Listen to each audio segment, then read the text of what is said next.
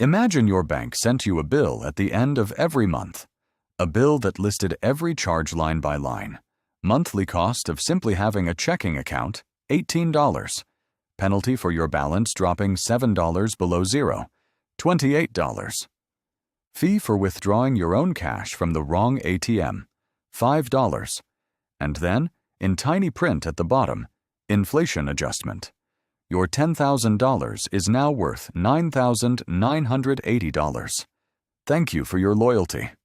If any other business sent you that invoice, you'd close the account immediately. But because banks spread these charges across confusing statements and frame them as standard practice, most people have no idea how much they're actually losing. Your bank is quietly taking more from you than you think, and they're counting on the fact that you'll never add it all up. My name is Graham, and I spent the last week digging into what banks actually charge their customers. The numbers are worse than I expected.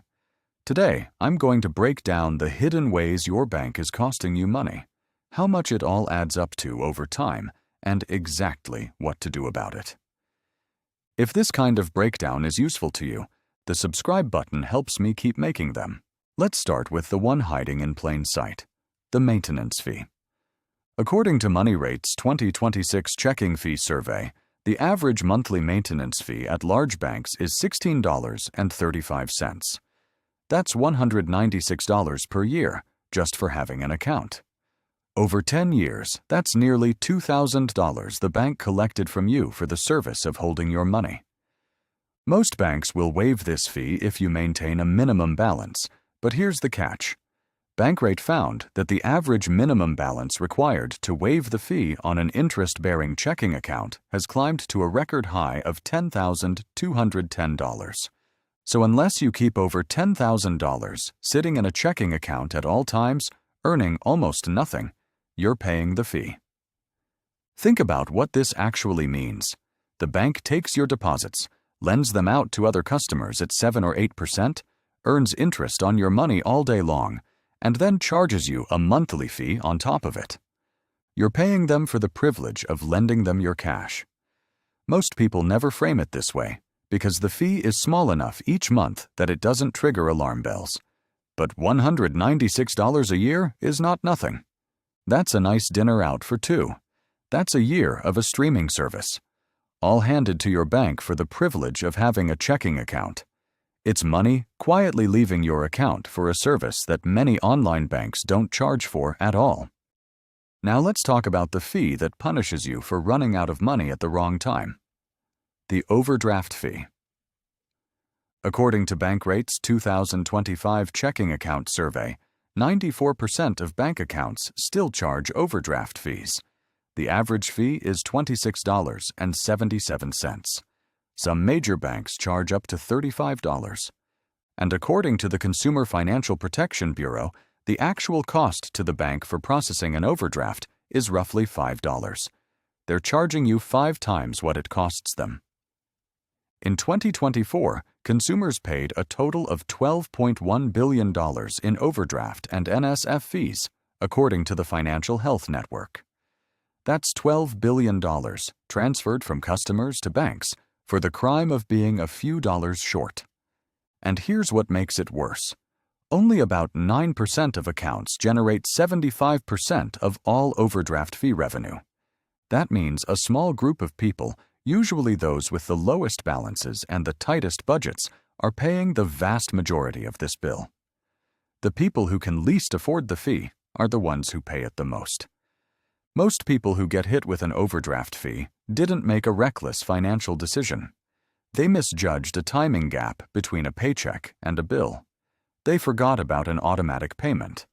They were $7 short on a Tuesday, and the bank charged them $27 for it.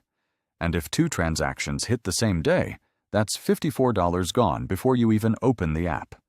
That's not a service. That's a penalty for being poor at the wrong moment.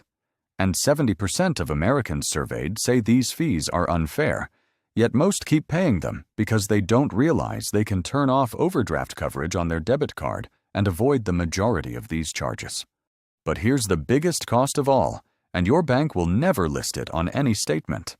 It's not a fee they charge you. It's the value they let you lose by paying you almost nothing while inflation quietly eats your savings. The average traditional savings account at a large bank pays 0.01% in annual interest. That's called the APY, or annual percentage yield, and it's the rate your bank pays you for holding your money. If you put $10,000 in that account, after one full year, you've earned $1 in interest. $1. Meanwhile, inflation as of January 2026 is running at 2.4%. That means your $10,000 lost about $240 in purchasing power that year while earning $1 in interest. You didn't get a notification. You didn't see a charge on your statement, but you lost $239 in real value. Over 10 years at that rate, your $10,000 loses more than $2,100 in purchasing power. Your account balance looks the same, but what that money can actually buy shrinks every single year. Economists call this the inflation tax. It's the one tax that applies to everyone, appears nowhere on your statements, and most people don't know they're paying. Meanwhile, high-yield savings accounts are currently offering around 4% APY. That same $10,000 would earn roughly $400 in a year instead of $1. The difference is $399 per year, just for choosing the right account. Banks don't advertise this comparison. They'd rather you leave your money where it is. So how do you stop the bleeding? Here's how to fix it. First, switch to a no-fee checking account. Several major banks now offer checking accounts with 0 monthly maintenance fees and 0 overdraft fees. Capital One, Citibank, and Ally Bank have eliminated overdraft fees entirely. Others, like Bank of America, have reduced them to $10. There is no reason to pay $200 a year for a basic checking account. If your bank charges a maintenance fee, the simplest move you can make this week is to open a free account somewhere else. Second, turn off overdraft coverage on your debit card. This is the one most people don't know about. Under federal rules, banks can't charge overdraft fees on debit card transactions unless you've opted in. If you opt out, the card simply gets declined if you don't have the funds. A declined transaction costs you $0. An overdraft costs you $27. Getting declined at a register is embarrassing for 5 seconds. Getting charged $27 is expensive for the rest of the month. Third, move your savings to a high-yield account. Your emergency fund should be in a high-yield savings account, earning 4% or more, not sitting in a traditional savings account, earning 0.01%. On a $10,000 balance, that's the difference between earning $1 a year and earning $400 a year. And you don't need to switch banks to get one. Most major banks offer high-yield savings accounts alongside their regular accounts, and many online banks let you open one in minutes while keeping your checking account exactly where it is. All you're doing is moving your savings to an account that actually pays you for holding them. Fourth, audit every recurring bank charge once a year. Pull your last 3 months of bank statements and search for every fee.